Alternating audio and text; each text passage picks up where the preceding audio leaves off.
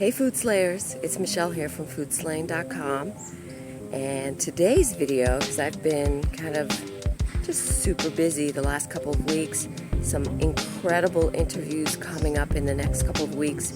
We're going to have a little fun on Food Slaying because digging into the food supply chain doesn't always have to be about what's dirty and what's bad and corrupt about the food that we're consuming and purchasing every day.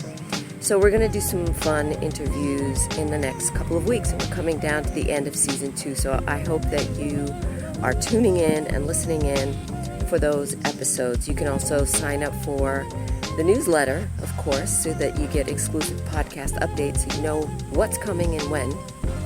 But I wanted to make a quick video because last week's episode, if you listened to it, was about dog food. And one of the most interesting things that I learned in that episode was that specifically Rachel Ray's Nutrish brand was found to contain glyphosates, which was startling and very eye-opening for me because I guess I just didn't realize that it would be in dog food.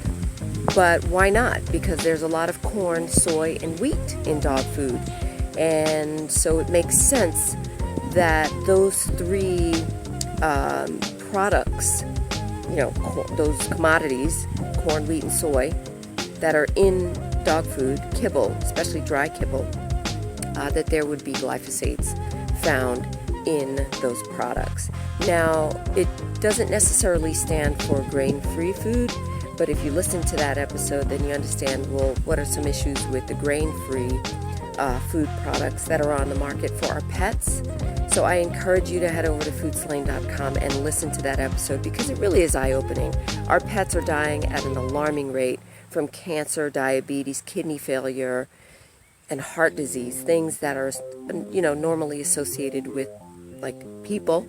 So just check out that episode and share it with a dog or cat lover that you know, because the more we know, the more we can do to feed ourselves and our pets and animals a healthy diet. But this week's episode is an interview with Precious the Foodie. And if you don't know who she is, we're just going to have a little fun talking about food. She's a chef. She's also a gardener. So listen into that episode. And I'm actually going to be doing a bonus episode with a health practitioner, a nurse called Angel Shannon, which is going to be coming out before the end of season 2. And we're going to be talking about using plants and herbs to address inflammation. So there's that. But anyway, so this is just kind of a lighthearted little video that I'm making just to kind of tell you about what's happening with Food Slaying. And one more thing. I've been posting, if you've been, following me on the socials, Instagram, Facebook, and Twitter at Food Slaying, then you know that recently I posted something about hummus.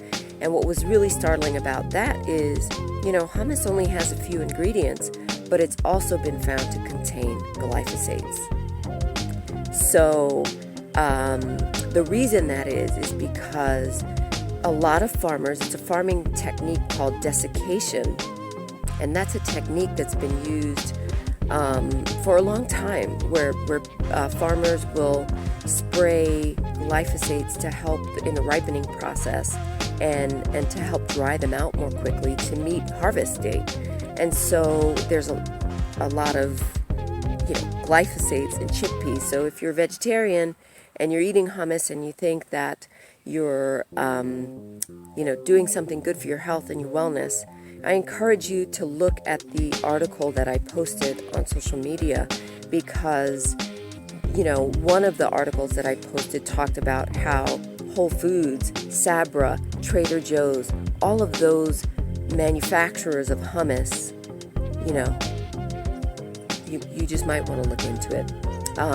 They've been found to contain glyphosates. So that's very concerning. And as we know, glyphosates is one of those toxic chemical weed killers that is being sprayed on our food and contaminating everything. Okay, maybe that's hyperbolic, but it's contaminating a lot of food. You know, cereals, legumes, corn, soy, and wheat. It's in our pet food. So anyway, I'm not going to ramble on about that, but thanks for watching this video. Please subscribe to this channel. Share this video with someone that you love, because if we keep the conversation going and we keep digging to find out what's in our food, that just helps us understand what we're eating, and it also hopefully encourages you and me and all of us to begin thinking about how to grow our own food. Thanks for watching, and remember, until next time, eat clean, eat healthy, and love your food, and I'll see you on the other side of the plate. Ciao.